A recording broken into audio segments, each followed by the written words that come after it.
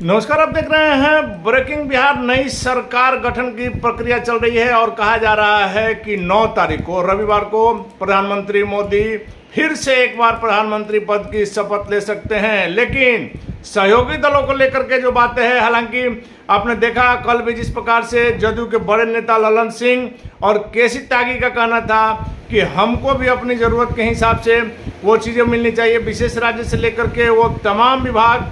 लेकिन यह pressure politics नहीं है, इतना तय है कि अपनी मांग हम रख रहे हैं, लेकिन पूरी तरह से एनडीए को हमारा समर्थन है, प्रधानमंत्री मोदी को हमारा समर्थन है। यही हाल टीडीपी का है।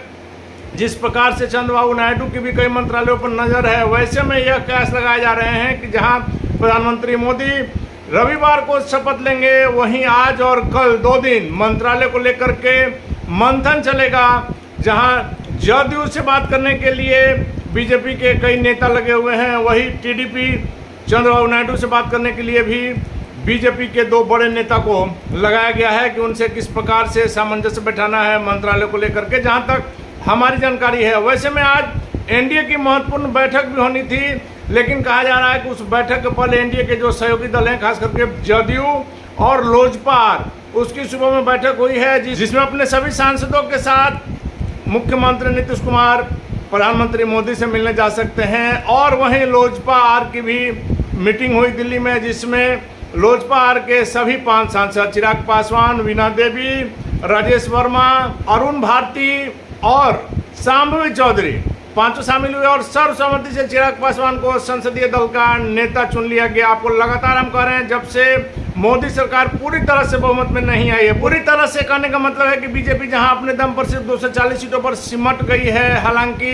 सहयोगियों को मिलाकर के जहां 292 था, 10 और सीटें बढ़ने की भी बातें सामने आ रही है। वैसे में बीजेपी के सामने भी अब सहयोगियों की बात मानने की जो बाध्यता होगी, उससे भी इनकार नहीं किया जा सकता है। चिराग पासवान भी बड़े नेता के तौर पर उभरे हैं और आपको लगातार हमने कहा है कि बिहार में युवा नेता के तौर पर चिराग पासवान की जो भूमिका रही है, उसका असर नजर आया। और चिराग को जो 5 सीटें मिली थी, 5 की 5 सीटें चिराग पासवान ने प्रधानमंत्री मोदी की झोली में डाल दिया। वैसे में चिराग का भी दावा बनता है कि बढ़िया मंत्रालय उनको भी मिले, और जब आज संसदीय दल का नेता उनको चुन लिया गया है, उसके बाद फिर से चिराग पासवान प्रधानमंत्री मोदी से मिल सकते हैं और अपनी बातें रख सकते हैं। हालांकि कल ही चिराग ने इन बातों का खंडन किया कि जो खबरें चल रही है कि जदयू या चंद्रबाबू नायडू या लोजपा प्रधानमंत्री पर मंत्रालय के लिए प्रेशर बना रहे हैं, ऐसी कोई बात नहीं है। हम सभी लोगों ने अपना समर्थन पत्र दे दिया। प्रधानमंत्री मोदी के नेतृत्व में एक बार फिर से सरकार बनेगी, कहीं किसी प्रकार का प्रेशर नहीं है। मंत्री बनना नहीं बनना बड़ी बात नहीं है, प्रधानमंत्री मोदी को तीसरी बार प्रधानमंत्री बनाना बड़ी बात है। लेकिन निश्चित तौर पर जो स्थितियां बन गई हैं, इस बार जो जनादेश आया है, वह प्रधानमंत्री मोदी के लिए, गृह मंत्री अमित शाह के लिए सुकून देने वाली नहीं है। वैसे में कहा तो यहाँ तक जा रहा है कि गृह विभाग को लेकर के भी रस्साकसी चल रही है, खींचातानी चल रही है। क्या कुछ होगा यह तो 1-2 दिन में क्लियर हो जाएगा, लेकिन इतना तय है कि आज संसदीय दल का नेता चुनने के बाद चिराग पासवान फिर से प्रधानमंत्री मोदी से मिलेंगे।